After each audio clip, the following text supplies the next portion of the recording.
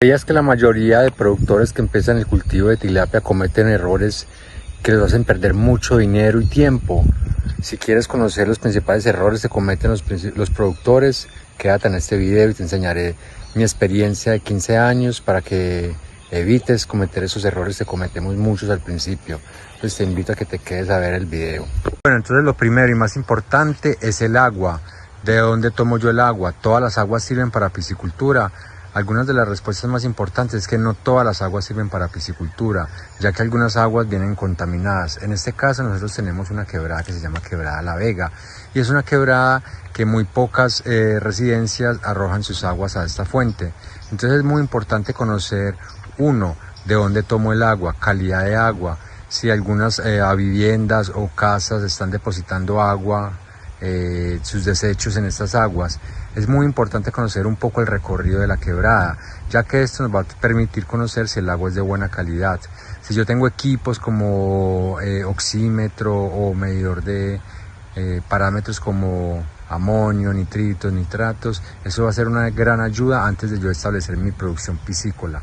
O simplemente conocer si hay algunas explotaciones que están usando esta agua, entonces eso me va a permitir identificar que esta agua no sirve. Muy importante que también tengan claro que a veces no se dan cuenta, y es que las aguas a veces bajan mucho su nivel y no nos son en épocas de verano. Entonces estas aguas al bajar de nivel nos ocasionan problemas, ya que no vamos a tener suficiente agua para nuestro cultivo. Y otro aspecto muy importante en cuanto al agua, tienen que saber cómo vamos a conducir el agua, porque si realmente me ha pasado mucho, quiero contarles esta anécdota. Resulta que había unos productores que tenían mucha agua, pero el agua estaba más abajo de la tierra, del terreno donde ellos querían construir los estanques. Entonces bombear el agua desde esos terrenos tan abajo hacia los estanques arriba saldría mucho más caro. Entonces primero, ¿cómo voy a conducir el agua? Lo ideal es que lo conduzcas por gravedad, o sea, lo tomes de un lugar más alto y pueda bajar a tus estanques. Porque si lo tienes que bombear desde una zona baja o bombearlo desde pozos, te va a salir un poco más costoso transportar el agua. Entonces es muy importante este aspecto, cómo voy a conducir el agua antes de iniciar el proceso de construcción de los estanques. Entonces los invito a que antes de iniciar el proceso de construcción revisen cómo van a transportar el agua, si lo van a transportar idealmente por gravedad. Puedo conducir el agua de diferentes maneras, ya sea por manguera, por canal de conducción, por tubería. Todo esto va a depender de la cantidad de recursos que yo tenga. Si yo no tengo recursos suficientes, yo puedo conducir el agua por tubería, por manguera, e ir bajando el diámetro. ¿Para qué? Para que baje con una mayor presión. Entonces identificar el tipo de diámetros que yo debo utilizar en mis tuberías es bien importante. ¿Para qué? Para que el agua baje con buena presión y no haya un problema después de que se tapen nuestras aguas. Nosotros en este momento tenemos canal de conducción. Este es un canal de conducción en el cual transportamos el agua, y este canal alimenta nuestros estanques. Básicamente el de nosotros son canales abiertos por canal de conducción en cemento. Uno de los aspectos bien importantes que deben saber es, ¿debo construir estanques en tierra o estanques en cementos? ¿Qué diferencias, qué recomendaciones hay? Número uno, si yo no tengo el dinero suficiente para construir estanques en cemento, yo puedo usarlos en tierra siempre y cuando mi tierra no sea filtradora, o sea, mi tierra no filtre. Porque muchas veces nuestras tierras son muy arenosas, entonces chupan agua, filtran el agua. Entonces es muy importante que conozcan el tipo de terreno, hacer un análisis de tipo de suelo, ¿cierto? Tipo de suelo sea lo más ideal para eso es que sea arcilloso. ¿Para qué? Para que pueda retener el agua. ¿Cómo puedo yo evaluar si mi gestión del lugar donde yo quiero construir es arcilloso, arenoso? Hay diferentes pruebas para evaluar esto. Uno, si yo puedo formar una bola con la tierra que estoy, donde voy a hacer el estanque.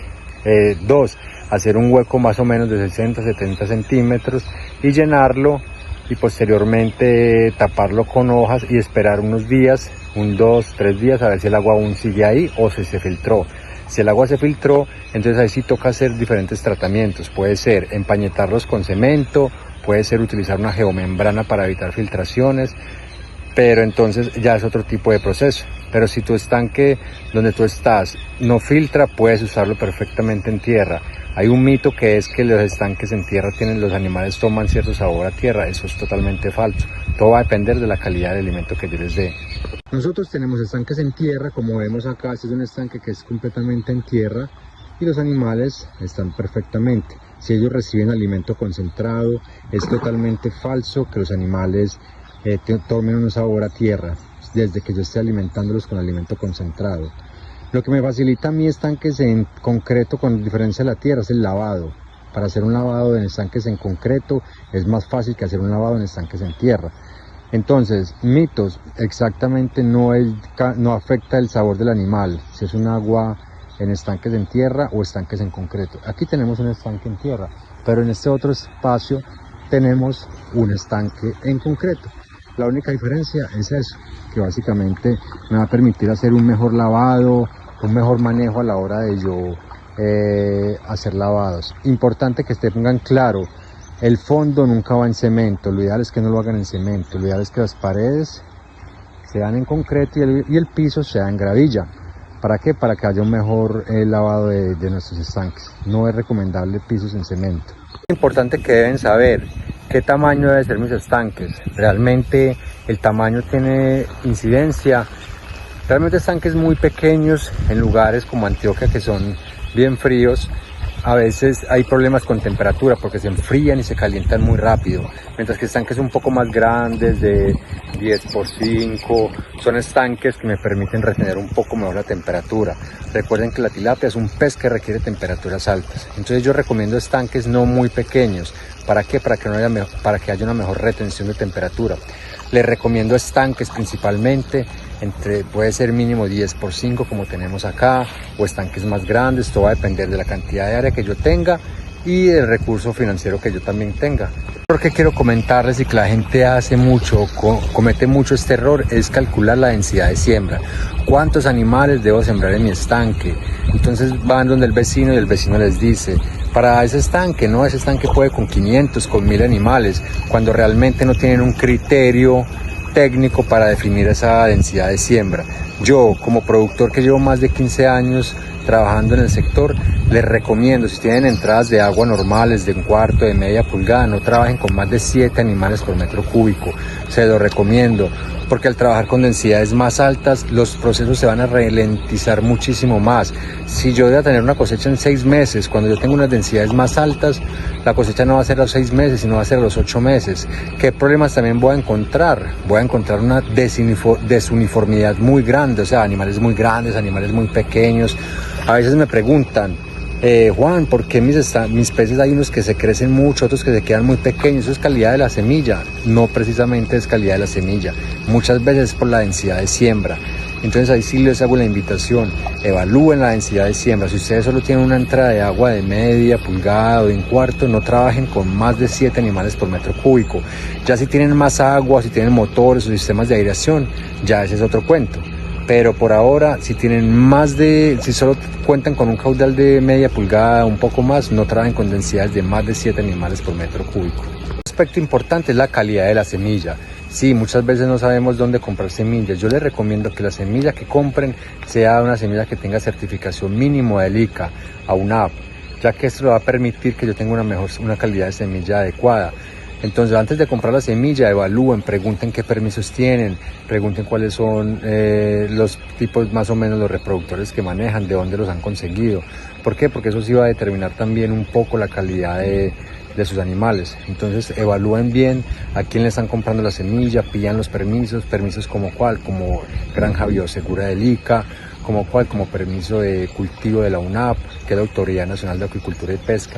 Entonces sí los invito, a la hora de conseguir la semilla, que consigan semilla que tenga certificaciones y piensen bien de dónde la traen, porque sabemos que en Colombia hay un problema en este momento con el estreptococo, que es una bacteria que está afectando nuestros cultivos.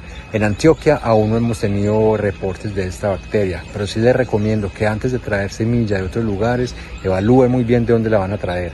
Muy importante también, cálculo de ración, calcular la cantidad de alimento. ¿Cómo se calcula la cantidad de alimento? ¿Cómo sé yo cuánto alimento debo ofrecer a mis peces? Hay unas tablas de referencia. Yo voy a grabar un video donde les voy a contar cómo se calcula el alimento para mis especies, qué es la biomasa, cuántos kilogramos debo calcular yo para mis animales día a día, cada cuánto debo cambiar el tipo de alimento. Hay diferentes tipos de alimento en piscicultura. Como sabemos, ellos empiezan con unos niveles de proteína muy altos, al 45, 40, y vamos bajando de acuerdo ya a la talla del animal. Entonces es muy importante, uno, que conozcan un poco qué tipo de alimento debo ofrecer yo a mis animales y cuándo cambiar el tipo de alimento y la cantidad de alimento. Por eso es muy importante que también conozcan un poco de cálculo de ración, un poco de hacer muestreo, la importancia de los muestreos, mínimo muestreo quincenal o cada 20 días. Es lo que yo recomiendo para recalcular la cantidad de alimento, porque los animales van creciendo, o sea que la biomasa va aumentando. Al aumentar la biomasa, la cantidad de alimento debe ir variando también en relación a la biomasa. El tipo de alimento también cambia el tipo de alimento, porque un animal de 300 gramos no es lo mismo que un animal de 50 gramos. Entonces los requerimientos son muy diferentes. Entonces a partir de esto podemos calcular la ración. Yo les voy a explicar más adelante cómo se calcula la ración, cómo se calcula la biomasa, utilizando algunas tablas que nosotros utilizamos. Otro de los errores muy comunes que vemos es que las personas no llevan registros. Entonces al no llevar registros no saben si su producción está siendo rentable o no está siendo rentable. ¿Registros de qué? De alimentación, muy importante. Los costos de producción de una estación piscícola, de una producción piscícola, son el 70% del alimento.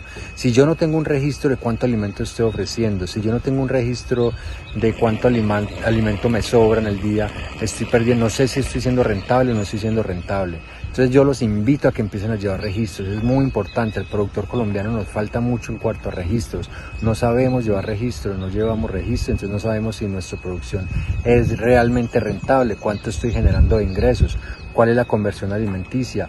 Importante también que sepan, que conozcan un poco también sobre la mortalidad, registros de mortalidad. ¿Cuánta mortalidad estoy teniendo? Estoy recogiendo la mortalidad todos los días, estoy contando la mortalidad. Son registros bien importantes. Mortalidad, registro de alimentación, básicamente son de los más importantes para poder identificar los costos de producción. También qué insumos estoy utilizando, la sal de mar o qué otros insumos estoy utilizando para poder llevar un conteo de mis gastos y al final cuánto me lleva. Entonces es muy importante, error gravísimo que estamos cometiendo muchos, que no llevamos registros de nuestras cosechas. Entonces crear tilapia puede ser un negocio muy rentable porque realmente las ganancias están por encima de muchas otras producciones. Puedes generar muchos ingresos o unos ingresos considerables con producción de tilapia, pero si no tienes, digamos que conocimientos básicos, si no tienes, digamos, estos errores que cometemos constantemente, vas a perder plata, puedes perder mucho dinero. Entonces, antes de establecer un sistema, te invito a que evalúes cuáles son los errores que más cometen los productores. Si te gustó el video, déjame un comentario. Si quieres que tomemos algunos otros temas, que conozcas un poco más sobre otros temas en particular, déjame tus comentarios. Muchas gracias por seguirnos.